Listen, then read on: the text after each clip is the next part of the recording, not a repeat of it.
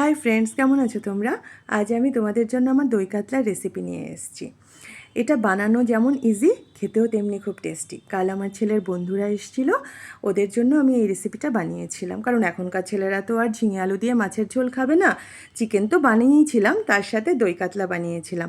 আর আমার বড় ছেলেও এটা খেতে খুব ভালোবাসে। এটা বানানোর জন্য আমি 8-10 পিস মাছকে একটু নুন হলুদ দিয়ে মাখিয়ে রেখেছিলাম।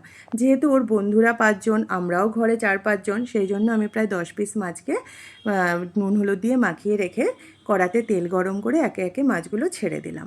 মাছগুলো আমি হালকা ফ্রাই করে তুলে নেব। মাছগুলো ভাজতে ভাজতে আমি ভাবলাম মশলাটা বানিয়ে নিই। এটা বানানোর জন্য প্রথমে আমি একটু সর্ষে দানা দিয়ে দিলাম মিক্সিং জারে। তারপরে আমি ছোট চা চামচের 4-5 চামচ পোস্ত দানা এতে দিয়ে দেব। এর সাথে আমি দেব একটা গোটা বড় পেঁয়াজকে টুকরো টুকরো করে কেটে। আর তারপরে আমি কয়েকটা কাঁচা লঙ্কা এর মধ্যে দিয়ে দেব। আর এই সব কিছু কিন্তু আমি একটু হালকা গরম জলে কিছুক্ষণ ভিজিয়ে রেখে দেব। তোমরা খেয়াল করবে, সর্ষে বা পোস্ত এগুলো যখনই আমি বাটি, আমি কিন্তু একটু হালকা গরম জলে এগুলোকে ভিজিয়ে রাখি, তাতে পেস্টটা খুব ভালো হয়। এরপরে আমি এর মধ্যে একটু আমুলের 200 গ্রাম টক দই দেব। তোমরা যারা মিষ্টি দোকান থেকে টক দই এনে দেবে, তারা কিন্তু আরেকটু কম নেবে। পুরোটা আমি জারে ঘুরিয়ে যেই তেলে আমি মাছ ভেজেছিলাম, সেই তেলেই কিন্তু আমি পুরো পেস্টটা ঢেলে দিয়েছি। এরপরে আমি মিক্সিং জারে একটু জল দিয়ে তার মধ্যে একটু হলুদ দিয়ে ওটাকে একটু নেড়ে চেড়ে আমি পুরো জলটা কড়াতে ঢেলে দেব। আর মাছগুলো দিয়ে আমি একটু নেড়ে চেড়ে এরপরে আমি এর মধ্যে একটু স্বাদ মতো নুন দিয়ে দেব। আর নুন দিয়ে একটু নাড়াচাড়া করে পুরো মাছটাকে আমি ঢাকা দিয়ে এখন মিডিয়াম আঁচে রেখে দেব। এর মধ্যে একটা কথা বলি, আমি এখানে 5-6টা কাঁচা লঙ্কা ইউজ করেছি। এখনকার কাঁচা লঙ্কাগুলোতে খুব একটা ঝাল হয় না, তাই তোমরা চাইলে এর সাথে একটু শুকনো লঙ্কার গুঁড়োও অ্যাড করতে পারো।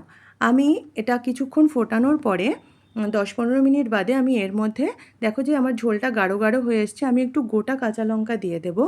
কেন কি, আমরা যারা একটু ঝাল খেতে ভালোবাসি, আমি বা আমার মেয়েট যারা বাড়িতে আমরা ঝাল খাই, তাদের জন্য এটা ভাতে মেখে খেতে কাজে লাগবে। আর বাকিরা ঝাল খায় না, তাদের ওই হালকা ঝালটাই ঠিক আছে।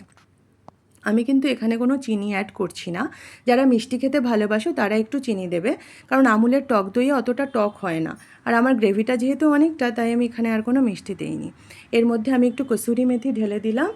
আর আমার গ্রেভিটা দেখো এর মধ্যে হয়ে এসছে, পুরো গাঢ় গাঢ় হয়ে গেছে, তেলও ছেড়ে দিয়েছে। তাই এখন আমি কসুরি মেথিটা এখানে দিয়ে দেব। এই কসুরি মেথিটা কিন্তু আমার দই কাতলার টেস্টটাই পুরো চেঞ্জ করে দেবে। এটাকে বেশি নাড়াচাড়া করব না, কারণ বেশি নাড়াচাড়া করলে মাছগুলো ভেঙে যেতে পারে। তাই কসুরি মেথি দেওয়ার পরে আমি মাছগুলোকে হালকা ঢাকা দিয়ে রেখে দেব।